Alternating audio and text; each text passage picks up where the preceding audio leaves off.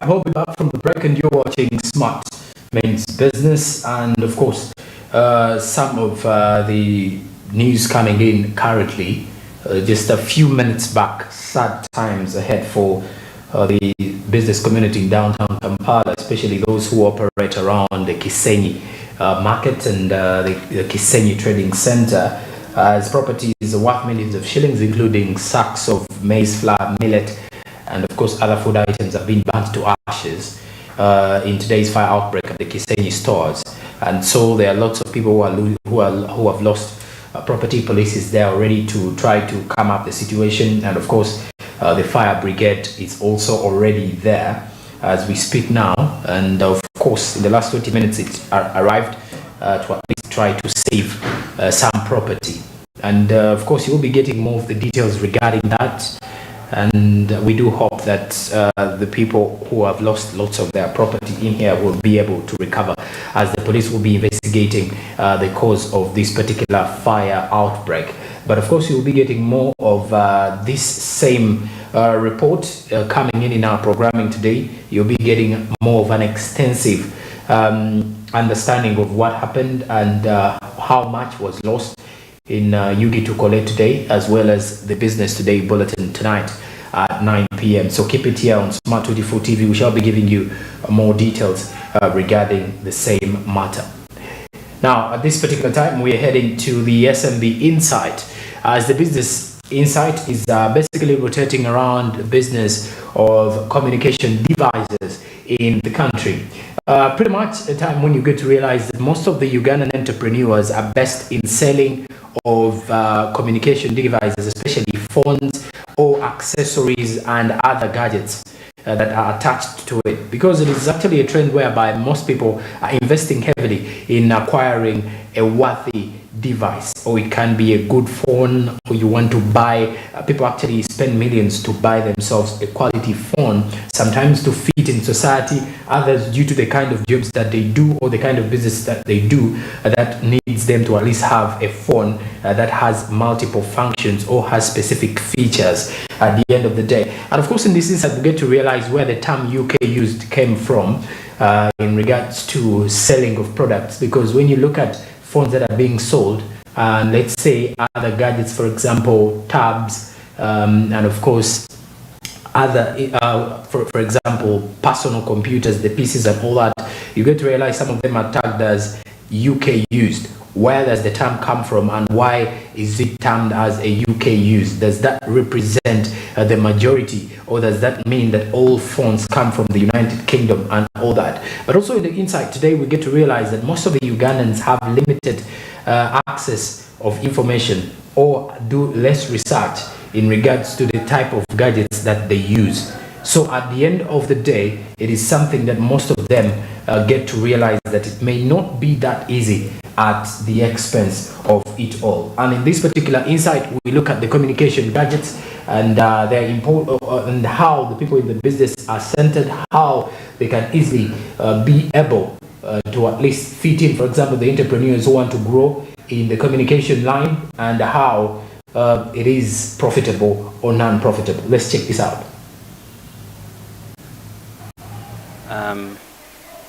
The conversation to having a common currency really rotates around aspects of regional integration. And from an academic point of view, I understand we have had an elusive journey when it comes to achieving. My name is Sempeja Stanley, the CEO and founder of Search Buyers. Running a business in Uganda .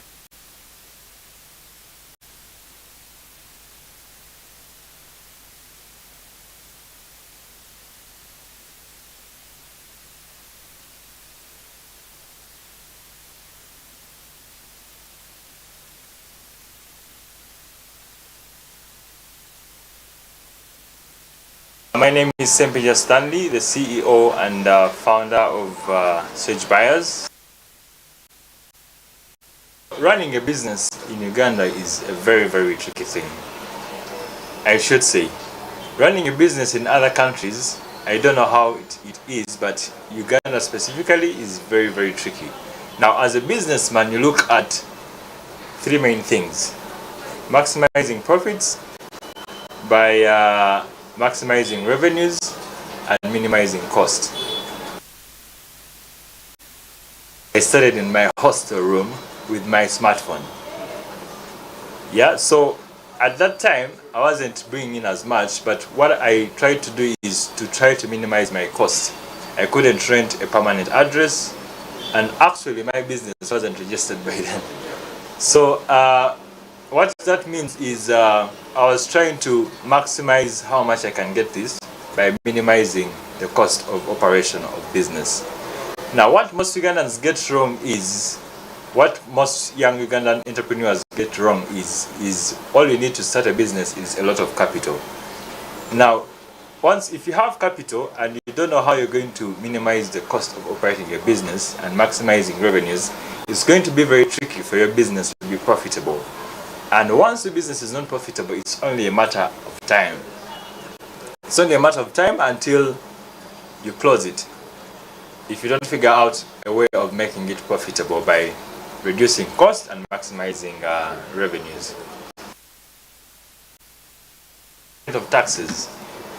So this tax thing is one of the most reasons why most people run out of business. But what I want to emphasize is when you start a business, always make sure it's in line with the policies. It's in line with the government policies. It's in line with the policies that govern that specific region. Because it's only a matter of time until these guys will catch up with you. So as you're starting, you need to study the infrastructure of the taxes as far as the product that you're shipping in is concerned. So once you study that infrastructure, it is upon you to allocate a reasonable markup so that you can cater for that. Because maybe there are people who dodge taxes maybe once or twice, but you know, it always comes back to you. It always comes back to bite you. So I advise young entrepreneurs, whatever business you're starting, first make sure you study the infrastructure and the government policies that govern the selling or buying of that product, so that you know they don't catch up with you later in time. Because the sooner you do the right thing, the better. Yeah, my motto is always to make sure you're doing the right thing in the right way. So that gets me to the point of the counterfeit gadgets. So the main reason there are so many counterfeit gadgets in the country is people have limited knowledge about original products. I think this is a culture within Ugandans. Ugandans don't like to read. Ugandans don't like to research before they buy a product. Personally, there are customers who come here and the first thing they tell you is there are so many counterfeit dealers, but I'm told you're the only authentic dealer. I realize it is something that someone came up with. It's something I also found here, that since people like things from the UK, terming them as UK used would make the product more sellable. But the fact is, not all of them come from the UK. The UK doesn't have enough funds to service the market in all the countries, or in even Uganda itself. So what we do is we source these funds from different countries. Some come from Europe, others come from South America, others come from North America. But the best term that people thought would be more marketable or more sellable was UK used. But the fact is, these funds are sourced from different countries outside Africa.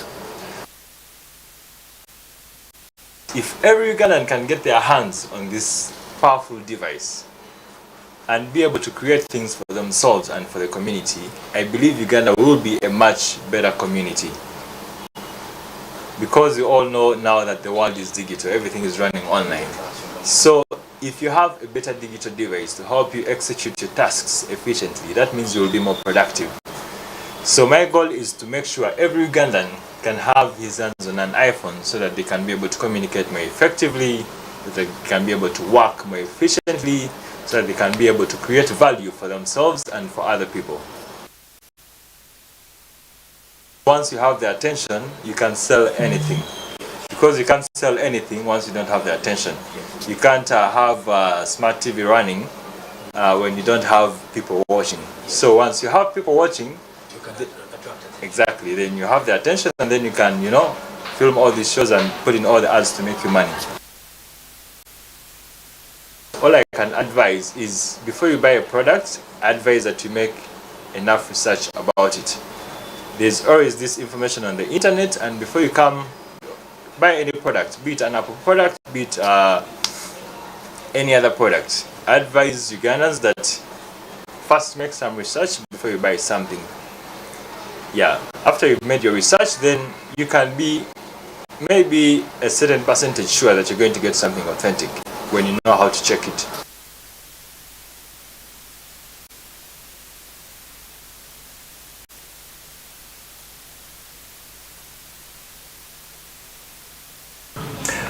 All right, we'll be back from that particular SMB insight, rotating around. That is matters to do with communication gadgets in the country. Those who actually deal with the communication gadgets, especially the business community in there. And of course, you've got to realize that the word UK used is basically a narrative in the business community, only to attract, but not all phones come from UK. But because most of the Ugandans feel the authentic products come from the UK, that is why it is actually attached to the UK used. That is why you'll find a UK used iPhone, UK used Samsung, a UK used computer, UK used laptop, all those things, which does not seem to be in most of the cases. But well, besides that, we now get our eyes set onto what President Museveni had to reveal to the journalists over the weekend. President Museveni did assure the journalists that he will actually support their SACCO. This was on during the Saturday. That was during his Saturday speech at the Chambogo University grounds, as he was apparently addressing the media and the journalists regarding that same matter, while delivering a lecture of opportunity at the closure of the Journalist 5-day residential symposium, which was based on socio-economic transformation. So President Museveni revealed that, well, he will be supporting the journalists in order to at least have their strategic goals in public affairs and prosperity of the journalists, in order to make some good money as well for themselves. So with me, I do have a journalist and of course our reporter, and of course Pedison Mobere joining us on set to discuss more about what he's working on, but also to at least hint on this same matter. Pedison, good morning and thank you for joining us. Good morning. So thank you for the show. Okay. So about this particular circle, yes. Have you journalists tried to make some leadership? Have you come up with leadership? Because every circle has to be having a good leadership to run it. To at least run it. So I don't know whether they have come up with a good leadership that is going to run this circle. Who is the chairperson? Who is the accountant? Who is who? And we need to know that. And if it is going to be a circle, is it going to be a circle for all the journalists in Kampala or the entire country? Or the entire country. So these are the things we should look at. But I applaud the President of Uganda, His Excellency General Kaguta Museveni, for supporting us. But it's going to be upon us to make sure that this circle is run very well, and it becomes a source of very, very important for us, because this is something everybody needs to do. And journalists for a while we have not been organized, by the way. Yes. Such circles have not been having them, and our organizations are not that biting, and so this time we have to be serious sometimes, and we have to embrace this and see how it is going to work, by the way.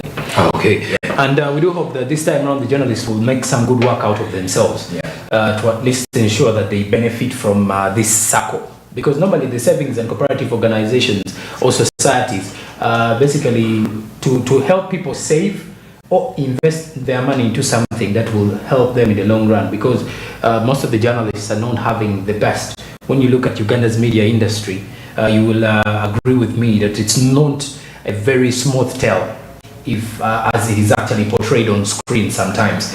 But besides that, Pedson Mubere is joining us here this morning, of course, to give us more of what is trending within the business community and what to expect from the Business Today bulletin tonight at 9 p.m. So Pedson Mubere, what is that one issue that we should be looking forward to? Today I'm looking at Entebbe Express Highway.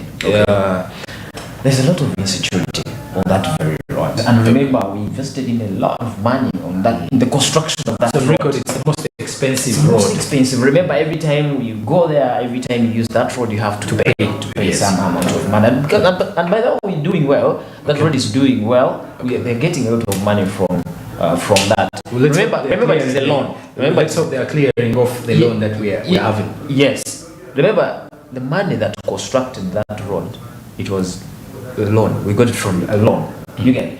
So the money that we collect there, it has to go back to cover for the other loan. And we're still paying it. The government of Uganda is still paying that loan. Okay. But now, besides that, there's a lot of insecurity. Every time, I don't know why thugs are targeting this road. It does look empty because in the night, very few people. And use there's no lights. So there's a lot of insecurity. People are being attacked there. You remember there's one guy called, I'm forgetting the name, but I'll get the name. He was attacked on that very road. There's quite a number of death cases that have been reported. Cases have been reported. And robbery. And robbery, by the way. That's the biggest thing.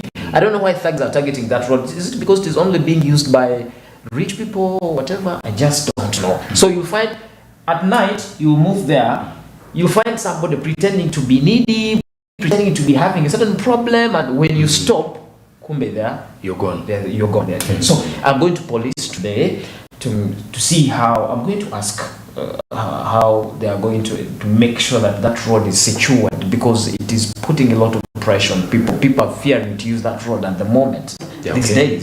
So I'm going to police. Police is going to have a press conference today, like they normally do at the end of the week. So to see how they are going to make sure that that road is secured. Yes. People are secured. Every time the person is using that road is sure of his or her security, is not going to be attacked by thugs or by robbers. Okay. So that's what I'm trying to work on today. All right. And as a matter of fact, because it is the same expressway that most of the people who are traveling out of the country and those who travel into the country use to beat the traffic jam on the Entebbe road. So most of them use this expressway to hit direct to Nansana or direct to the Busega road toll to at least see themselves into the city. So briefly, I do believe it is something that the police should highly come out and work on before Ugandans stop using it. And that means the loan will be left out to us again. And because if they fear to use it, then that means they will not get money. Yes, there is no collection of anything. And then the loan will start be there. That means we're not going to pay that loan. You get it? So we need that money to pay the loan back. So we need security. People have to be sure of their security when they're using that road. Otherwise, if people cease to use it, if they stop using it, that means we're going to lose money. Well, and of course, Pets and Nombero will be bringing you a more detailed report tonight in the Bulletin Business today. So make sure you keep it up here on Smart 24 as you'll be catching up with that report at 9 p.m. Now, as we're heading into the break, remember to also grow your investments and take charge of investing in government bonds and other securities. Zabu is giving you that as an opportunity today with just a minimum of 15,000 Ugandan shillings. Star 292 hash is the USSD code that you need to use today to kickstart off your investment journey and grow those investments. Remember, the markets on the platform open at 8:15 a.m. and their closing time is 3:15 p.m. East African Standard Time. They're only fully closed during the weekends and on public holidays. And as a matter of fact, you should definitely choose and select a preferred maturity period of the bond that you deserve to definitely tap into. Zabu, my money, my future. Alltech East Africa, do something new. Alltech East Africa is powering the Zabu platform. The markets are only fully closed during the weekends and on public holidays. Zabu, my money, my future. Alltech East Africa, do something new. After the break, we shall be heading on ground with Barija Andrew to check out how the business community is preparing themselves ahead of the Valentine's Day tomorrow. Good morning.